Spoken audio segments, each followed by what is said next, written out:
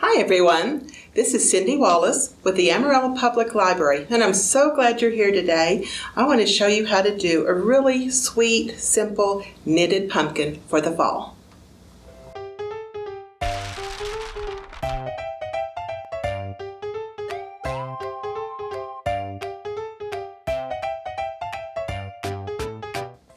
This is such an easy, wonderful craft to do because you can have a finished pumpkin in about an hour. It'll take some basic knitting skills. We'll cover some simple steps today. But for supplies, you're going to need your favorite color of orange, green yarn, maybe some brown yarn for a stem. You're definitely going to want some number 8 or number 7 size straight knitting needles. These are about 10 inches long. Possibly a little set of double point needles for a little trick I'm going to show you at the end. You really don't need much. Once we get our pumpkin put together, then we're going to stuff him, which is why he looks so good when we're done. He's definitely stuffed with polyester fiber fill and a couple of blunt point darning needles. Let's get started. So the first step is take that beautiful orange or rust colored yarn that you got, and we're going to use our size 7 or 8 needles. It's number 4 worsted weight, and we're going to learn to cast on. This time we're going to be using the Italian cast on, and here's a great little book I recommend called Cast On right here, Cast On and Bind Off, with a lot of different ways. I'm going to show you my favorite one. Let's start with the cast on. So watch how I do it. I literally make a loop. I come from the back side. I'm going to stick my needle through the loop. It's just a slip knot, and it will tighten up, but don't get too tight. Go back down. Now this is my favorite cast on. I learned it as an Italian cast on. There are lots of, it's like quilting. There are lots of other names for this very same cast on. It's a little bit complex, but once you get the hang of it, it is stretchy, it has give, and it's totally worth it. So here's what I call the Italian cast on. See how I've got that on my little finger holding it tight? I've got the working end of the yarn between my index and middle finger, and I have the yarn looped around my thumb. I'll go slow. I'm going to go under, through, and I'm going to come back and pick up what's over by my pointer finger, and I'm going to make, let me get the shape because I want you to see it on camera. I call it a TP. Sorry. Let's have another go. Maybe I have to go just a little bit faster because I want you to see the TP. I pull up with my thumb and there's a big V or a TP. I get that through, then I let go and pull, and that produces the next cast on. So let's do that a couple more times. Under, down through, pick up this cord. There's the important TP part of this cast on, gently pulling. It makes a beautiful edge. It's stretchy. It's my favorite one. I have a couple, but this is my go-to cast on that I teach most of my students. Let's do a couple more. Under, down through, pick this one up. Look for that TP right there where my finger's pointing. Right there. That's the hard one for them to learn. Pull through, starting to get a beautiful edge. Okay, one more time. Under, down through, pick this strand up, look for that TP. I get my thread up there. There's my TP. Came through with my needle, gently pull, makes the most gorgeous edge you've ever seen. So for your pumpkin and your cast on, now you can use just a plain cast on as well. It won't hurt a thing. The pumpkin is fun and easy. See how I get a rhythm going? And I just keep on going. Well, for the pumpkin, you need to cast on, let me double check my pattern, cast on 32 stitches like this, which means, see this short tail right here? This is just a demo. I wasn't worried about it at all, but you will want about a yard of yarn pulled out to do your cast on when you're going to cast on about 32 stitches.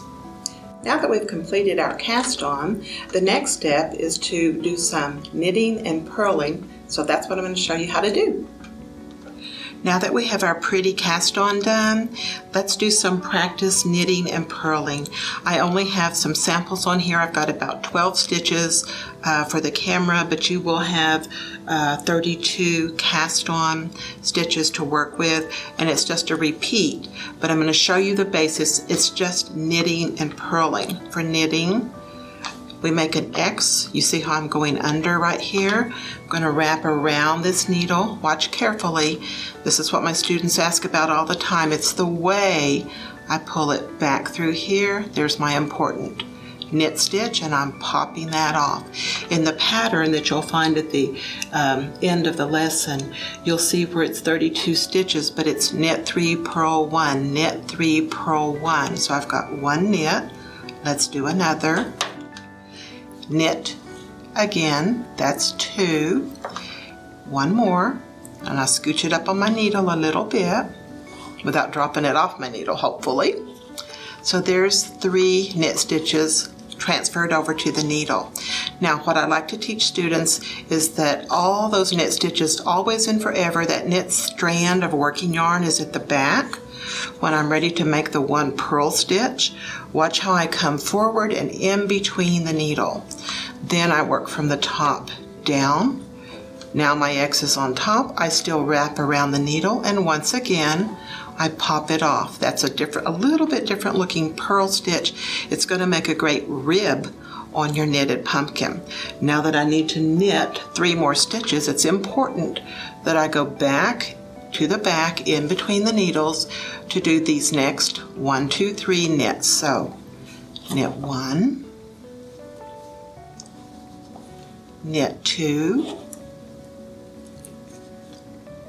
knit 3. And it's just a repeat pattern for your whole rectangle of knit 3, purl 1. So one more time up in between, because I'm getting ready to do a simple purl stitch. See how the X changed? For purl, it's on top, back through, pop it off. For knitting, remember, move the working yarn to the back. I've got some stitches left. I'll tell you why these are important in just a second. Let's knit together 1, 2, 3 knit stitches. And since we did an even number of cast-ons, here's what becomes important later. I have a 1 stitch left, bringing it to the front. I'm going to purl, which means that I started my pattern with knit stitches on this row. I'm ending it with this purl. And when I go to put my pattern together, you'll hardly be able to tell when I put the knit right here against the purl right here, and I'm sewing it up into a little ball. It'll just look like I knitted what's called in the round, when in fact we made it super easy for beginners because we knitted on straight needles. Now that we've done our cast on and we've been knitting and purling for 30 minutes or so and have produced a rectangle, we're going to learn to do a simple color change for the top of your pumpkin. At this point, I wanted to introduce a color change, but I wanted to talk to you for just a moment about why certain things work. See these labels right here? This just happens to be Heartland, which is by Lion brand, but it wasn't the brand, so I do like it. It's soft, easy to work with, but I wanted to show you a couple of things. This is the 4 worsted weight that so many projects are done with. They work up really nicely, but within this, I wanted to show you the name. So let me just turn this over. On both cases, both of these are Lion brand Heartland, but I wanted to show you something. Let me turn it this way because it'll be easier for you to read. Look how this orangish one was called Yosemite. It's 135. See how the brown that I'm fixing to use for the color change was called Sequoia. It's number 126. What I thought was important about this, guys, is that this lovely orange is tone on tone orange. There's at least 2 shades there, possibly 3 in this particular one. And then what I like about it, working for the stem and the top of the pumpkin, see how this is a golden or orangey color with the brown. I think these tone on tone, or heathers as they're sometimes called in the yarn world, work up beautifully together, and it is obvious to me this entire series, when I compare them, they're made to go together. Okay, let's get started on your actual color change. Hugging. So now let's go ahead and do our color change. Obviously I've got my pretty rust color and my nice brown. This is my working yarn on the rust. I've finished with it, so I would have clipped it on my rectangle, but I want to add what will be the top of my pumpkin. That's where I thought you might really enjoy being shown how to do a color change. I am just picking up. There's the not working in. The working in is over here off to this side, and I'm literally making a loop around my finger that I can slip on when I start to work in a color change. Sorry, I'm going to put it on this needle. I'm holding things down. Get that so it's sharp focus. I'm holding things down. On the 3 rows that I'm going to do for the color change, I can get away with just a plain old knit stitch. If you're having trouble with a knit and purl, you can do this whole lovely pumpkin with just knitting. You can literally knit until it's about 4 inches tall, however tall you want your pumpkin. But I am simply inserting a new color. I'm going to go ahead and do this whole row. Then I'm going to show you how I tighten things up. As you can see, it's nothing fancy. It is the plain old knit stitch.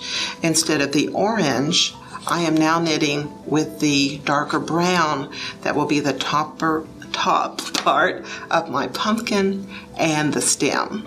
So we'll just go a few more. I think there's 12 on this sample here, so that I can show you how I tighten up the end before we do a practice bind off.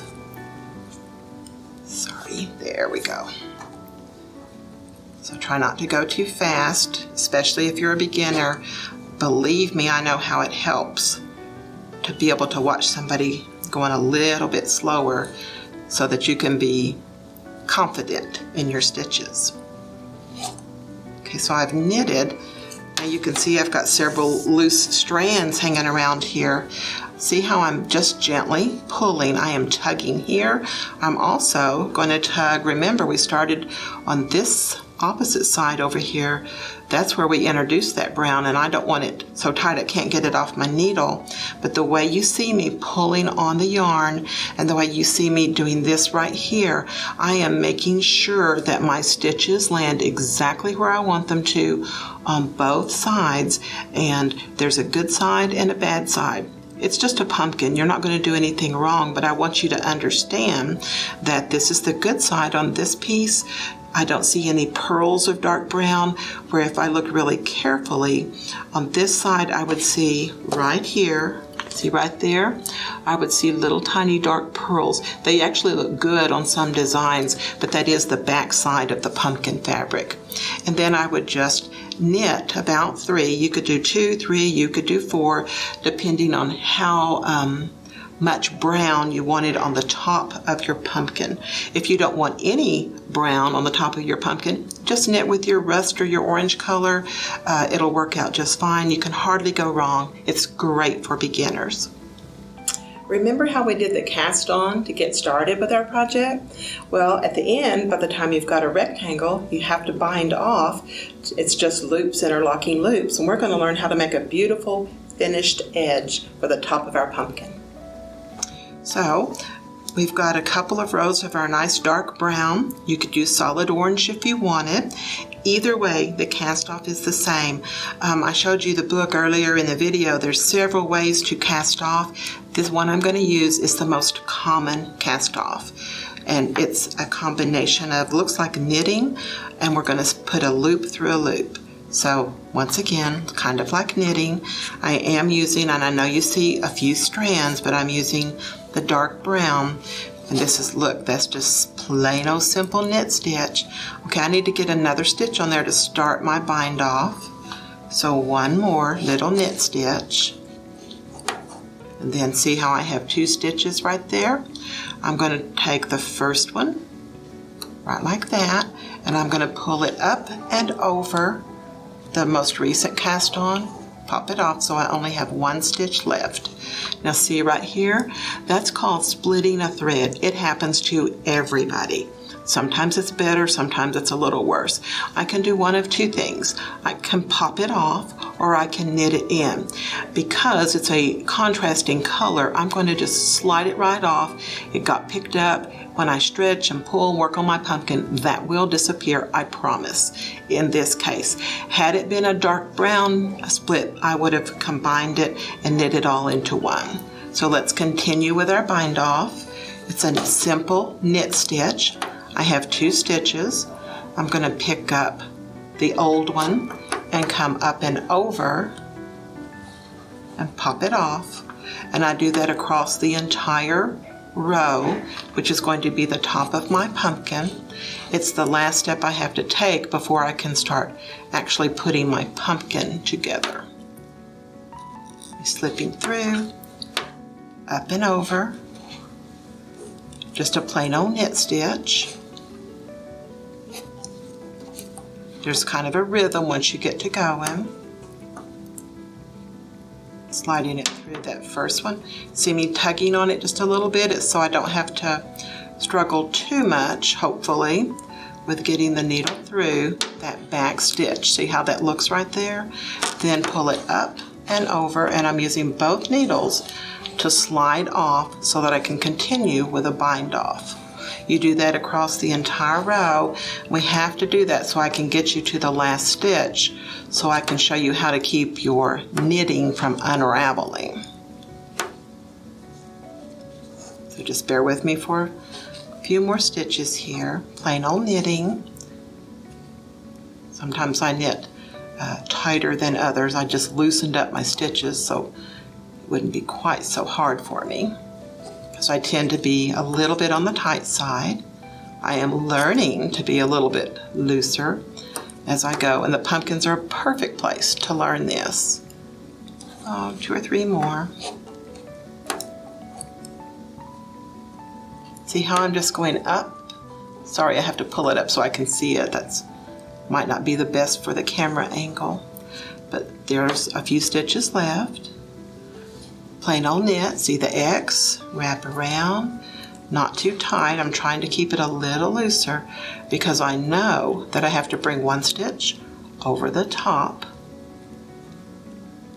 of the last. At all times, I don't ever want more than 2 stitches on this needle because I am putting a loop through a loop and pulling it. Let me get that good for the camera. Right there, up and over. Now I've got that last one there and a last one here, and I've got a real pretty stitch going on for my bind off. So for our sample, let's do this. This is how we get down to 1 loop. I've got an empty needle, but I'm going to pull in a little bit. Get this one in a position so that I can take the back needle up and over the last placed on so that I only have 1 stitch left right there. Now, I see how I'm pulling on that with the needle? I'm going to take the finger and thumb and I'm going to press so it doesn't come unraveled on me. But that's what I actually do. And then I take my scissors, and you're going to want in real life to cut a really long piece because we're actually going to sew with it. So where I'm cutting it short, you're going to want about 12 inches. See that on camera? That's where I'm pinching. I've got the hole there, and I'm literally going to stick my yarn through that loop. I actually have to sometimes basically spit on it. I'm sure that's great for you, audience. But that is how I can teach you to make the loop bigger if you don't want to do the old lady sewing technique. But see how I'm just going through the loop that I made? Now I let go and I pull, gently pull, and it actually blends right in. Let me lay it down there so you can see. This was where we started. These are my cast off on a knit stitch only. There are ribs being developed here in the orange part, and that part we will use to sew our pumpkin together in the next step. The next step is to knit an I-cord. It'll be the stem that makes the top of our pumpkin. It's just a fun little piece of knitting that we can do on double point needles or on straight point. I'm going to teach you how to do that. So let's go ahead and knit our stem, which is going to be something called an I-cord. As you can see, instead of a straight needle with the number on the end, I've switched over. This is quite fun to use what is called a double pointed needle. They come in sets of 4 or 5, and we're going to enjoy this because it's a new little technique, and we'll be sliding the yarn around on these needles. You can also use these straight needles if this is all you have so far and you're trying to produce this stem right here. You can slide it from one needle to the other needle, which is how I first learned to do these. It's just that I think they're a little bit prettier when we work them on double pointed needles. The technique is exactly the same except for sliding it from one needle to the other. So this is what we're working to produce. And I have cast on, and you only have to do 3 to cast on. You could do 3 or 4. I like 3 for most of these medium-sized pumpkins. It would even work on a small pumpkin, but all I'm going to do is 3 little, there's that TP again, 3 little cast-ons, and then immediately have the fun of sliding your work to the other end of the needle. It hasn't changed at all, and you're really just going to knit for the next several rows until you get it as long as you want to. But I want to show you a few rows so that you can see the slide. Plain old basic knit stitch. See right there, popping it off if this is new to you. It's like doing your pumpkin, except you're only doing 3 little tiny stitches over and over again, so it builds up pretty fast. All I'm doing is knitting, and here's the fun part. I do snug down every time when I'm doing this, but I do in my regular knitting too. See how it's looking so far? Don't forget, every time slide it to the other end of your needle, and let's do at least one more. I'm just knitting with the working yarn. See, I've got my tail out of the way. Working yarn here. The longer you want your stem to be, and I recommend roughly 2.5 to 3 inches. I like it to curl over a little bit. If you like a short fat one, go ahead and do a 4 stitch cast on. It'll be a little wider, and the bigger your pumpkin, the more important that would be. It's already starting to form. It's just a little woven cord. It's handmade. You see me tugging like that because I want to see it forming on both sides. It's got to look really good because people are going to see this in the round.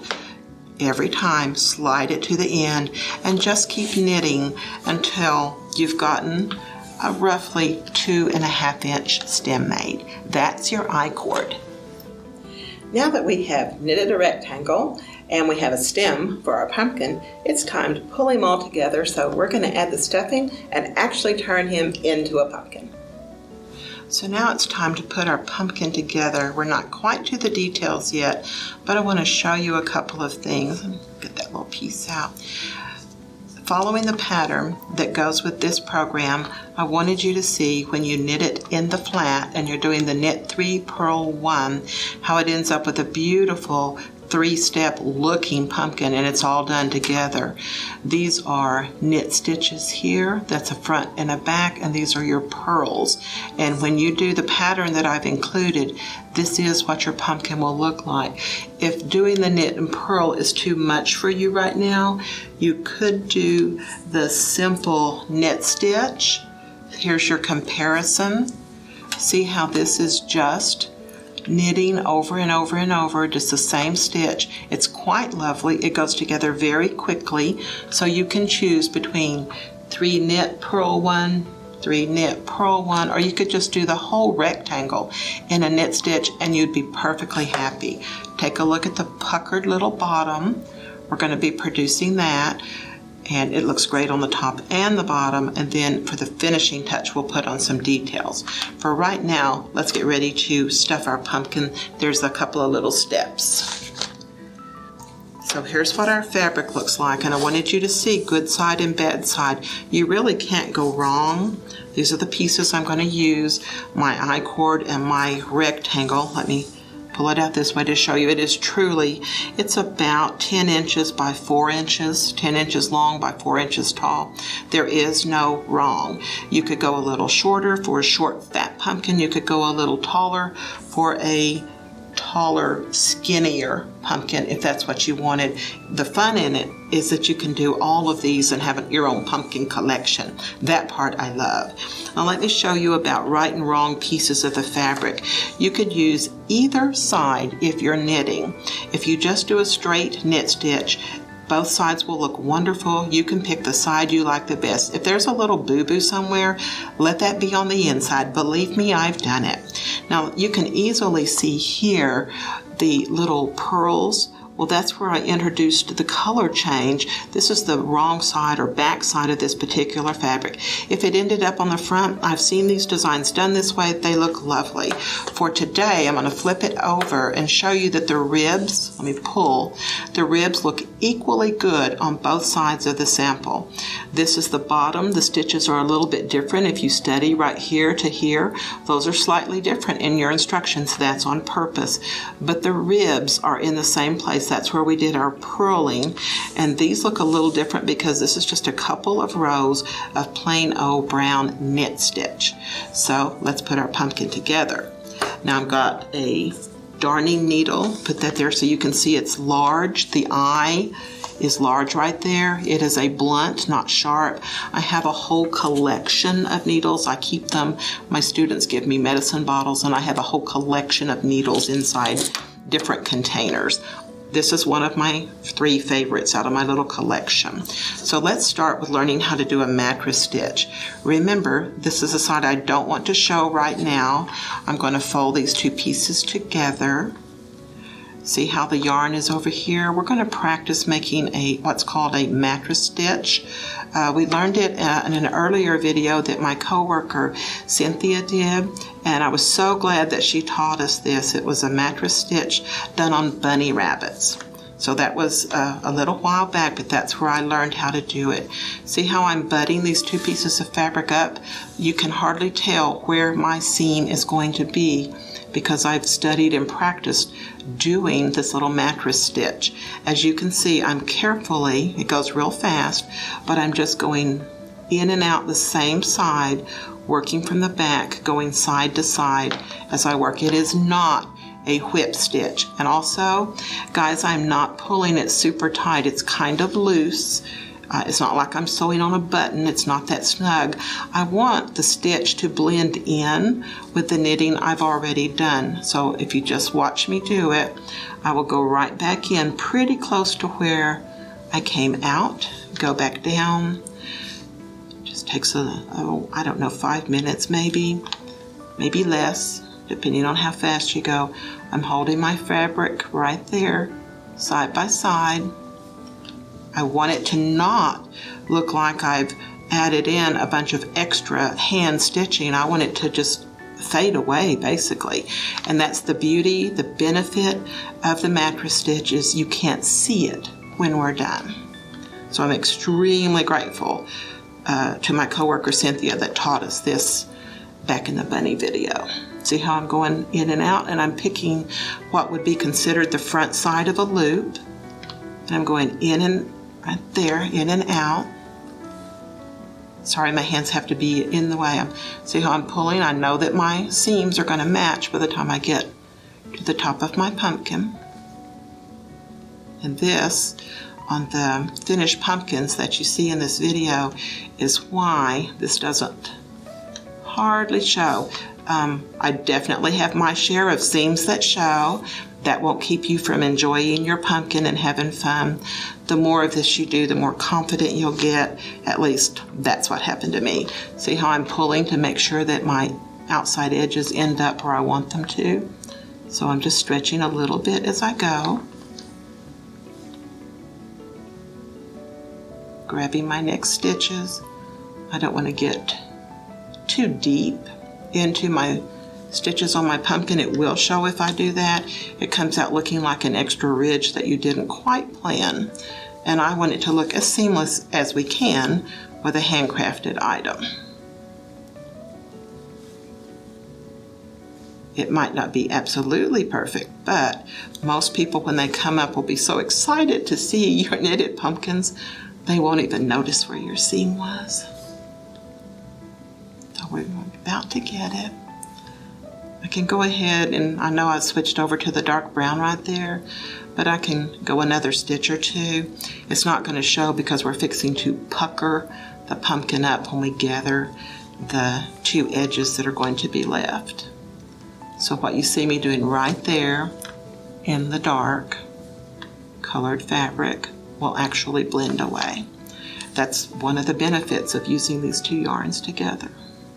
Okay, there's my last one for that. Now, look at this. You lay it flat. Do you see how when I lay it flat? Yes, this is where I seamed it up, but I have purposely got ribs, knitting, rib, knitting. When you stuff it and get them put together, it's very hard to tell where you made a circle, essentially, out of a rectangle piece of fabric. You go right here, tie this off so it doesn't come undone.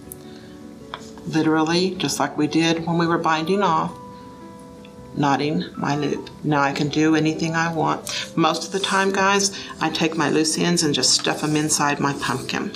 So let's start at the bottom. Let me cut 20 inches maybe of the rust colored yarn, because we're going to go right here on our bottom, gather him up and make the bottom puckered.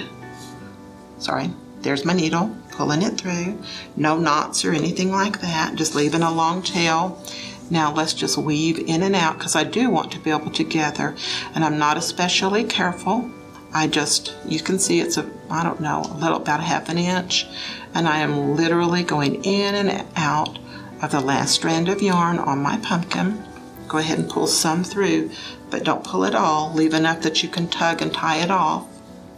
And I'm literally using that last strand, going in and out, all the way around the edge. Just takes a moment to do. There's no perfection in this. It's not going to show. What we're after is being able to pucker the bottom and the top in just a minute.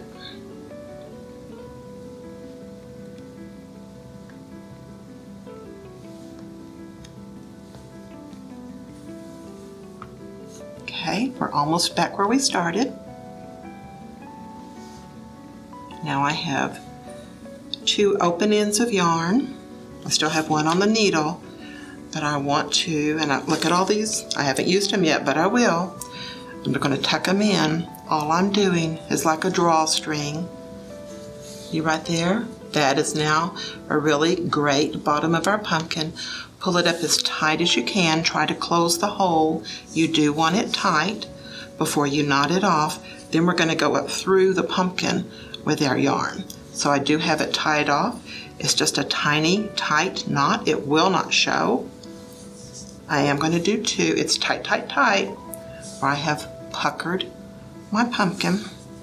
There's two, and it's good and tight. He's going to be perfectly usable. Be a good color to add to the collection I've already got going. Okay, take a look. There's no hole left. If I really forced it, I could find a tiny hole there, but he's not going to show. Now, we have a little thread left on the needle, and I'm going down the middle of my pumpkin. I very much want to hang on to this particular strand of yarn as I stuff my pumpkin. So I'm going to leave him for a moment. I'm going to show you that I take most of these other yarns and I just tuck them in my pumpkin. They're not going anywhere. I do not clip them off. I literally wrap them around, save them inside the pumpkin. They can just be a bit of stuffing. See how he's starting to take shape? He's already looking pretty good. So now I have this piece of brown. I'm going to put him on one of my other needles. Got another one. We're going to do the same drawstring idea, but I kind of like to stuff as I go. so that I can choose how fat I want my pumpkin to be. I am going to go ahead and start my drawstring here, find a good edge. I'm going to go ahead and starting, getting good. I'm not going to pull it just super duper tight until I get some stuffing in, but it's perfectly okay to go ahead and get that gathering edge set in. That way your stuffing goes pretty fast. And the secret is going to be, you know how I pulled my orange thread up through the middle? I also like to fairly run that needle with that orange thread up through, as best I can, the middle of the stuffing, because I want it to continue to hold the pucker I made at the bottom and to create the pucker at the top. Then I'll be putting the stem, the I-cord that we made on the double pointed needles, I'll be putting that into the top brown puckered part of the top of my pumpkin.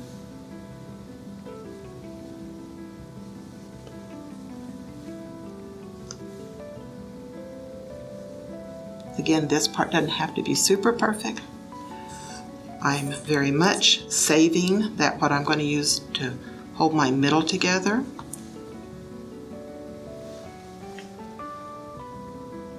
Just going in and out that top edge.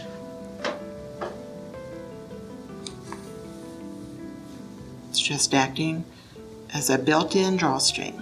That's the beauty of this. It's really fun, not too hard. And probably going to want to knit more than one of these, because all the students that I've had, we've been working on pumpkins, they've got like 10 pumpkins or more each. Here, maybe one more right about there.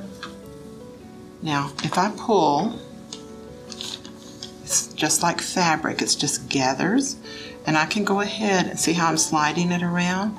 Pumpkin's going to look really nice. You kind of decide how fat you want him. Then let's bring in some of our polyfill, and let's keep an eye on what we want to end up being. Sorry, I caught him up in the thread. Let me go back through here with him. Getting back in the middle. Okay. Now, I'm going to stuffing. And I can teach you a thing or two we've all learned that have stuffed a few animals or pumpkins. You can underfill and you can overfill. And if you try to put it in all at once without kind of coming up through the middle of your fiber fill as you work, because that's what's going to tighten up your pumpkin, it's real easy to get a lumpy pumpkin. You don't have to, and you might think, oh, just throw some stuffing in there, but you see how I'm poking with my fingers and working it in? That's actually simple, but it is a bit of a technique. So I've got some more stuffing, run it up through the middle.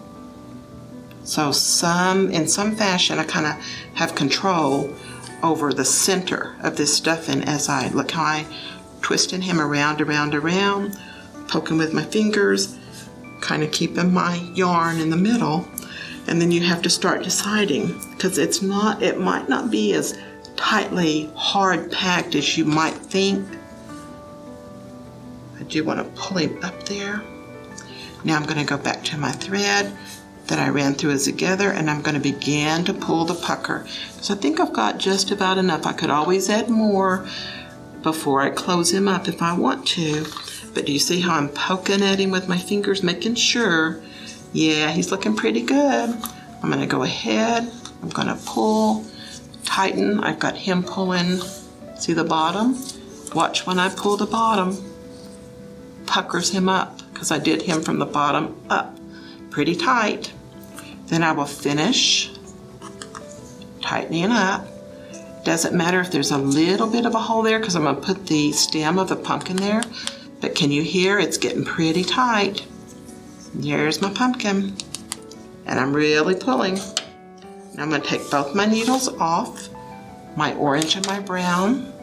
This time I'm going to pull together and knot. So bear with me while we tug. looking at the bottom, making sure he's centered and looks good, pulling hard on him, tying a simple knot. The little bit of yarn that's left, I'm going to poke down in my pumpkin, and then we'll put our stem on that's we made using an I-cord, tying another knot just to be sure. Then you can cut if you like till there's maybe 4 inches. Go ahead, use a knitting needle a different way. Poke your yarn using your finger. My fingers are too big for the tiny hole that I left. This will help you camouflage your hole. Then we will attach our stem. Do you see how the nice color change that we did for the brown part of the pumpkin? You don't have to do that. It can be all one color. I had done several before I decided, because as my friend Cynthia says, I learn the rules, and the first thing I want to do after I kind of learn them is break them. So I wanted to try weaving in some extra color, and that's how I got started playing with this lumpy, bumpy, really cool looking outer brown edge on my pumpkin. I'm liking him so far. I want you to see it's okay to take your knitting needle and fluff and use your hands, squish position, but he's really coming along. Now, we've already knitted this. It's roughly 2.5 inches. Now that we've stuffed him, we'll go ahead and give him a really nice little stem. Super easy to do. I threaded one of these threads back through. I just literally sewed it down the middle of the stem, but I saved the end that I picked out. Like this one is a little bit more pointy right there, and I saved him because I knew I wanted him to get poked down into my pumpkin, and literally just 2 or 3 stitches in and out, and you'll have your stem attached to your pumpkin. So there's the first one. Then kind of reassess, look at is he staying centered? Is he where you want him to be?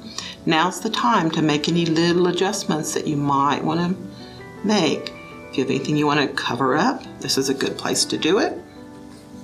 I want to do at least one more. He's looking pretty good right there. I do like to curl him over. I'll show him both ways from the camera view so you can see that he's coming together. And maybe just one more from side to side. It's like me sewing on a button. I don't want to overdo it, but I do want it not to come off when my friends pick it up and go, oh wow, pumpkin. So I'll show you how I hide an edge like this. Yes, it's a little bit darker, and I do this on all my stuffed things. Look how I'm poking that needle with the dark thread on it, with the stem all the way through the bottom of my pumpkin. I pull it up pretty tight again, then I snip it off. It'll actually slip back up in the pumpkin, and it'll never show sticking out the pumpkin. There is my I-cord. So you could stop right there, but if you'll hang in there with me, I at least wanted to teach you how to do a couple of decorations to go with your finished pumpkin. Now that we have our basic pumpkin put together, let's add a few decorative embellishments that really make it come to life. And that's going to be your leaf and your little piece of vine for your pumpkin. Now let's go back to our knitting needles, not the double points, but the regular knitting needles, and let's try a leaf. These work up really quickly. I wanted to put these 3 here to show you.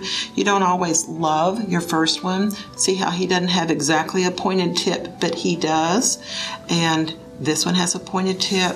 And these are the knit stitches with a little bit of purling right there. You can see those pearls. Let me flip them over so you can see the back side. You can use either side that you like. These are strongly purl stitch right here with knit on the outside edge. And if you like that look, you could certainly go that direction. Most of mine on the samples that I'm showing you today, I have chosen to compare them. Pick the side that you like. I like the knit stitch here. Let me flip him over. And this is a nice variegated shades of green, tone on tone. I wasn't real happy with the point on that leaf. I could use him, but these two are much better. These are so short and easy to do that you could knit several and pick the best one, and you wouldn't have wasted hardly any time. So I'm going to scoot that out of the way. These are in your instructions as well. This is we're going to knit 5, so just watch. We'll cast on, do the slip knot, cast it on. The leaf works up super quick. Remember, in this particular segment, I'm using this Italian cast on, making sure I didn't split a yarn. 1, 2, there's the TP, 3, 4. This is a little different yarn. It's not the same brand. It feels a little different. You get real spoiled real fast when you start playing with all the different kinds of yarn. I have the cheapest ones and I have a few expensive ones. I definitely like the soft, stretchy ones. Okay, let's count. 1, 2, 3, 4, 5. Okay, that's all you need to make the leaf that I showed you. So we are going to introduce one new term that I think you'll very much enjoy. But right now we're just going to, it's 5 cast on, and we're just going to knit 1, 2, 3,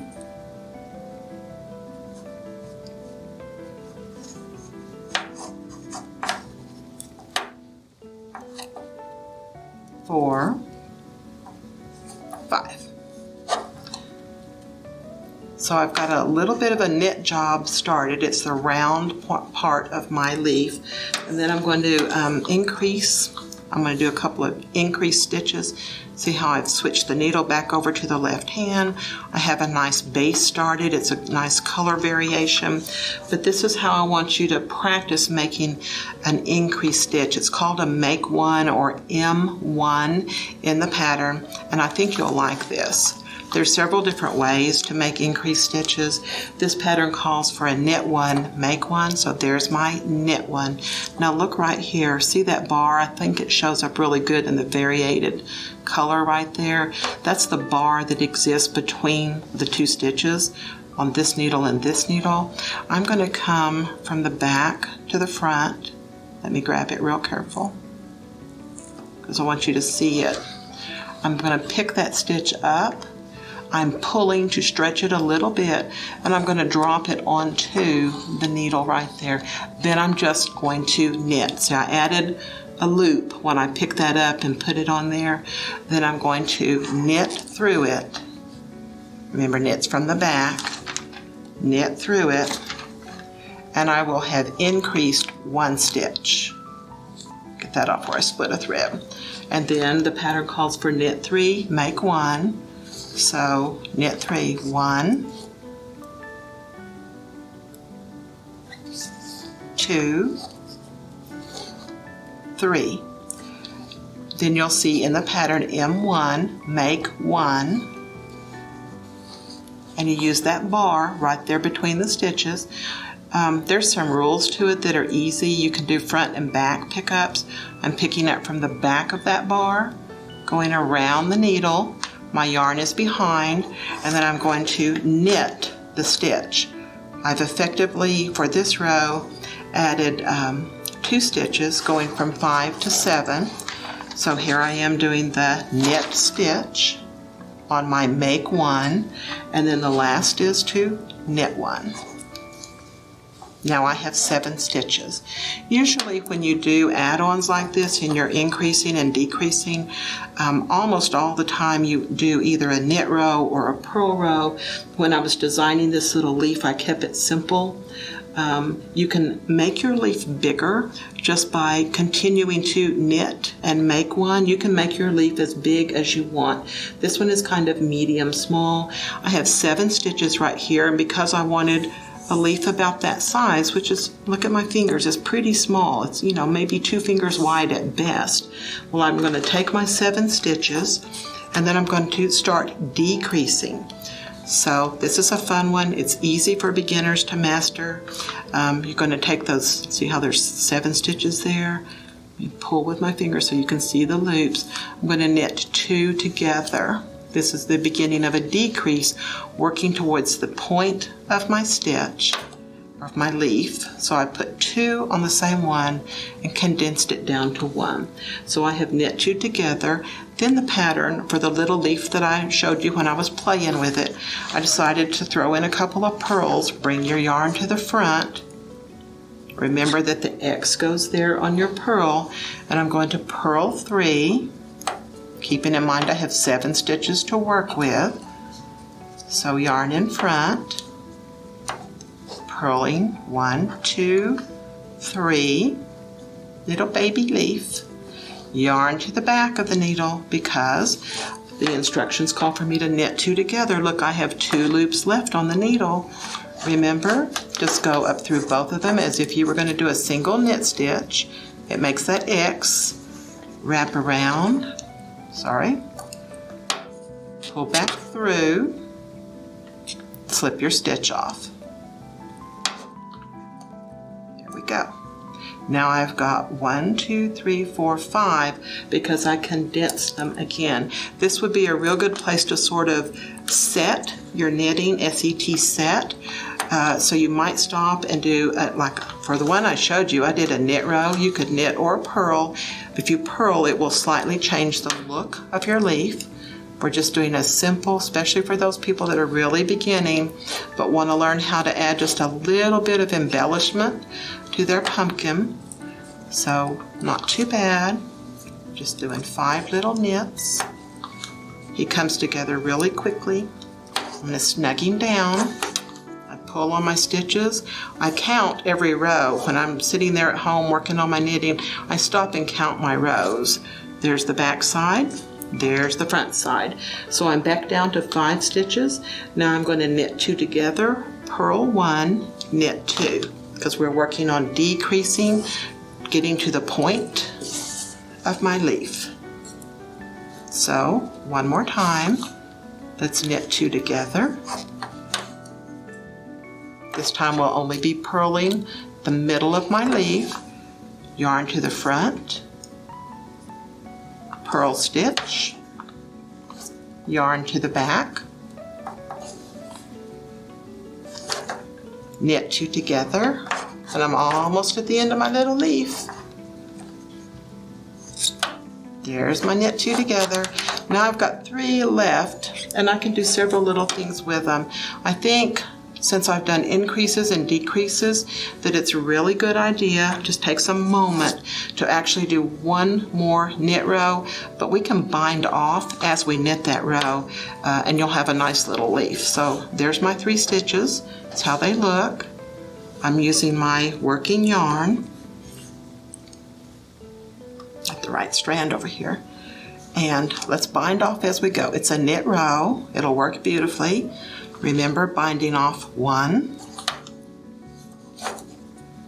2, and then in a bind, it's just a plain old bind off, slip up and over, last one, knit him onto the needle, snug him up a little if you need to. I'm pulling on the yarn just a bit, and then lift him up and over, and once again, you're down to the loop that you can make bigger or smaller, snug him up. But see how I'm pulling a bit? Well, I'm making him big so you can see that all I'm going to do is I'm pinching it with my thumb so that I can drop that thread through there and basically tie a knot. Just watch. Pulling gently. I don't want to lose the point of my little leaf.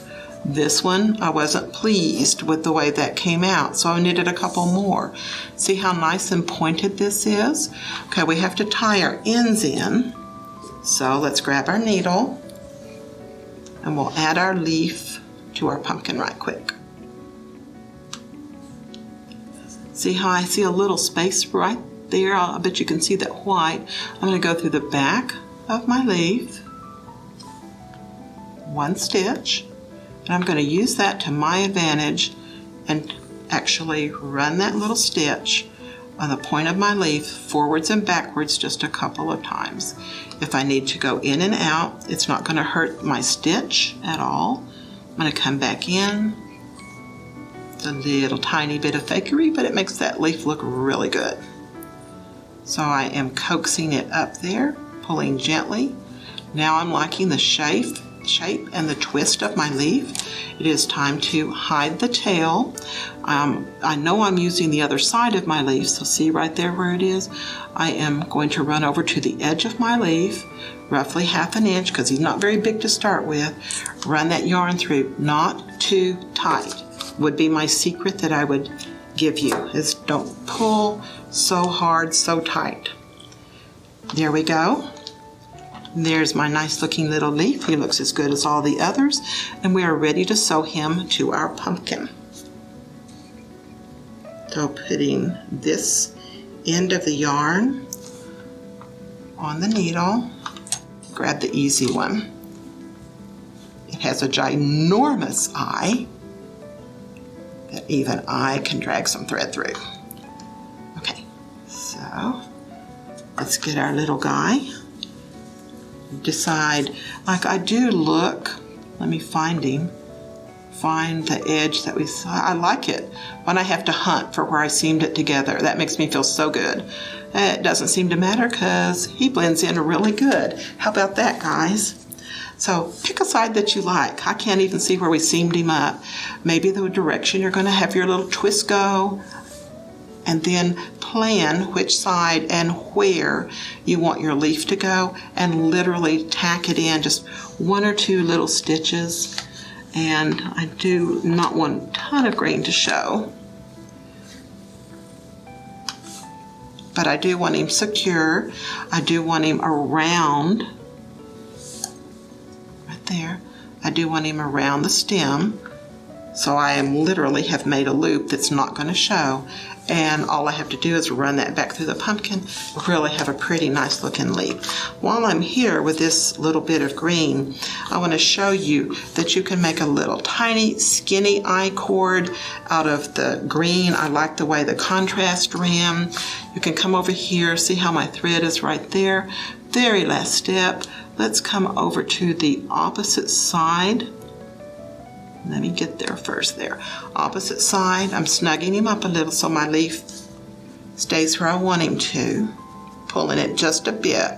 I like him to curl, but I also want to introduce some green on the other side because I think that looks really good.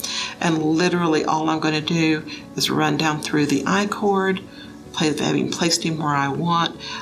Sometimes I do come back over to the leaf side if I don't want the leaf to stand up too much.